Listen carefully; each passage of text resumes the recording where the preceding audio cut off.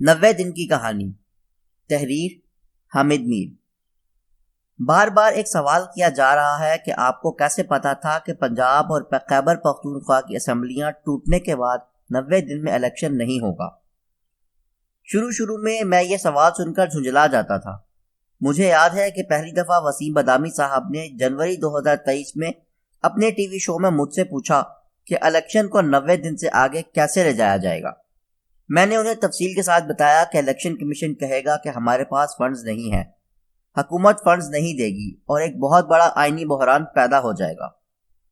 میرے جواب نے سوشل میڈیا پر ایک طوفان برپا کر دیا اور کہا گیا کہ یہ خبر نہیں بلکہ ایک خواہش ہے جو کبھی پوری نہیں ہوگی۔ پھر شاہ زیب خاندادہ نے اپنے شو میں دوبارہ پوچھا کہ انتخابات 90 دن میں ہوں گے یا نہیں۔ میں نے واضح انداز میں کہا کہ میری خواہش ہے کہ انتخابات 90 دن میں ہو جائیں، لیکن یہ خبر ہے کہ 90 دن میں نہیں ہوں گے۔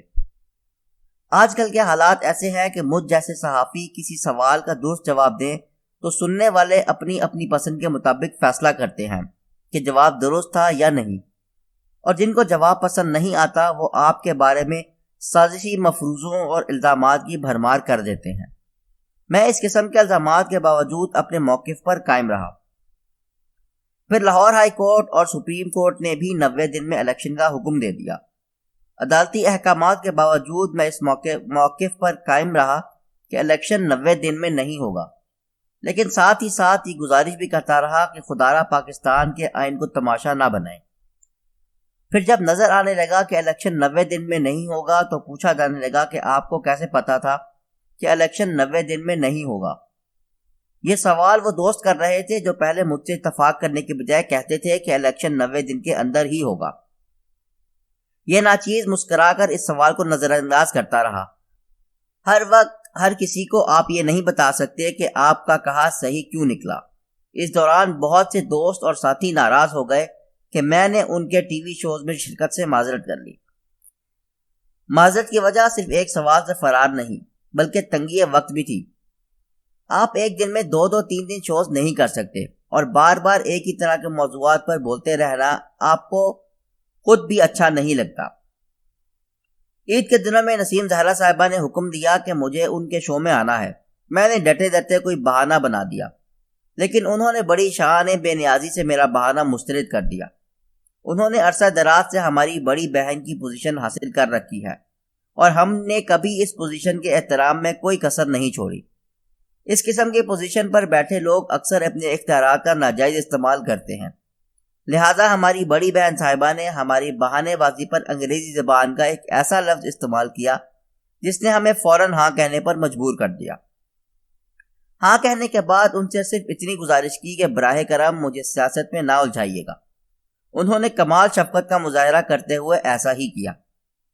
اپنے شو کی ابتدا میں مہنگائی پر گفتگو کرنے کے بعد انہوں نے کشمیر پر سوال کر ڈالا۔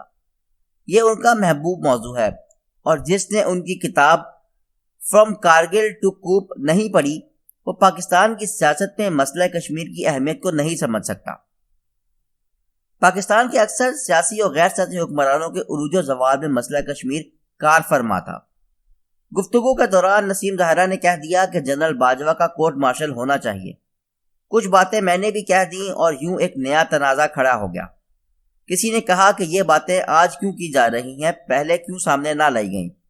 کسی نے کہا کہ یہ باتیں سیاق و سباق سے ہٹ کر کی گئیں۔ مجھ پر تابڑتوڑ حملے کرنے والوں میں وہ اینکر سر فہرست تھے جن کو پچھلے دنوں میں نے ذاتی مصروفیات کی وجہ سے وقت دینے سے معذرت کی تھی۔ دلچسپ بات یہ ہے کہ جنرل باجوہ پر تنقید سے زیادہ تکلیف کچھ بھارتی صحافیوں کو ہوئی، کیونکہ ان بھارتی صحافیوں کا خیال ہے کہ باجوہ نے پاکستان اور بھارت کو قریب لانے میں بہت اہم کردار ادا کیا۔ ان میں ایسے بھی ہیں جو پاکستان آ کر آف دی ریکارڈ بریفنگ سے مستفید ہوتے اور واپس جا کر کہتے تھے کہ بھارت کو پاکستان کے ساتھ کرکٹ نہیں کھیلنی چاہیے۔ میرے پاس ایسے بھارتی صحافیوں کے پیغامات آئے جن کا خیال ہے کہ نسیم زہرا نے مجھے اپنے کسی سازشی ایجنڈے کے لیے استعمال کر لیا۔ دوسری طرف نسیم زہرا اپنے موقف پر ڈٹی نہیں بلکہ انہوں نے کچھ صاحبان کو قانونی نوٹس بھی دے دیے ہیں۔ یہ تفصیل بتانے کا مقصد صرف یہ ہے کہ نسیم زہرا نے مجھ سے کشمیر کا سوال اس لیے پوچھا کیونکہ میں نے درخواست کی تھی کہ مجھے پاکستانی سیاست میں نہ الجھایا جائے۔ اب تو ISPR نے بھی اس معاملے پر وضاحت بھی کر دی ہے۔ ناقدین کو صرف یہ عرض کرنا ہے کہ 5 اگست 2019 کو بھارت نے مقبوضہ کشمیر کی آئینی حیثیت تبدیل کی تھی۔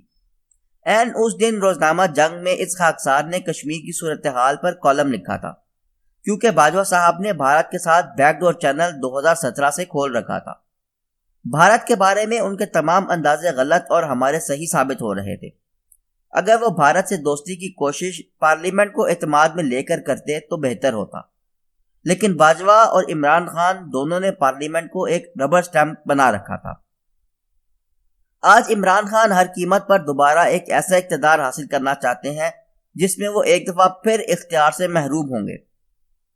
پچھلے دنوں ہمدم درینہ عامر متین نے اپنے ٹی وی شو میں الیکشن کے التوا کی وجہ پوچھی تو میں نے انہیں تفصیلی جواب دیا۔ عرض کیا کہ مجھے 90 دن میں الیکشن نہ ہونے کا اس لیے پتا تھا کہ میں اپنے ذاتی تجربے کی روشنی میں جانتا ہوں کہ پاکستان میں آئین غیر مؤثر ہو چکا ہے۔ میں اپنی صحافتی زندگی میں 3 دفعہ پابندیوں اور کئی قاتلانہ حملوں کا سامنا کر چکا ہوں۔ مجھ پر کبھی کسی عدالت کے حکم پر پابندی نہیں لگی، نہ کسی عدالت نے یہ پابندی ختم کروائی۔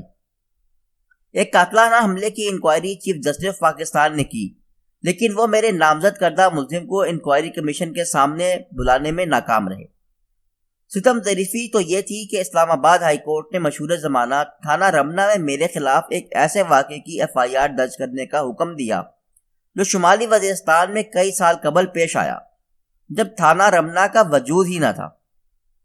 کسی کو اچھا لگے یا برا، عدالتیں بیچارے سیاستدانوں کو پھانسی بھی لگا دیتی ہیں اور جیل میں بھی ڈال دیتی ہیں، لیکن مشرف کے معاملے پر سرنڈر کر دیتی ہیں۔